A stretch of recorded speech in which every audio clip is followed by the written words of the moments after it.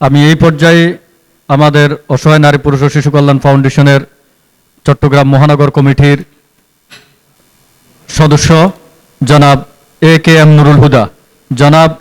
নুরুল হুদাকে আজকের বিশ্ব মানবাধিকার দিবস উপলক্ষে আলোচনা করার জন্য বিশেষভাবে অনুরোধ করছি। আজকের এই আলোচনা সভার অসহায় নারী ও শিশু কল্যাণ ফাউন্ডেশন কর্তৃক আয়োজিত সকল নেতৃবৃন্দ এবং অতিথি যারা আছেন সভাপতির ধন্যবাদ জ্ঞাপন করে বলছি যে আজকে এই 10ই ডিসেম্বর মহান মানবাধিকার দিবস, এই উপলক্ষে আমরা একত্রিত হয়েছি।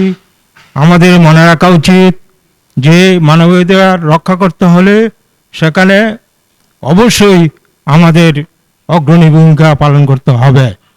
তাই সবাইকে ধন্যবাদ জ্ঞাপন করে আমি আমার বক্তব্য শেষ করছি। অসহায় নারী পুরুষ ও শিশু কল্যাণ ফাউন্ডেশন সমাজ ও দেশের কল্যাণে নিয়োজিত সংগঠন।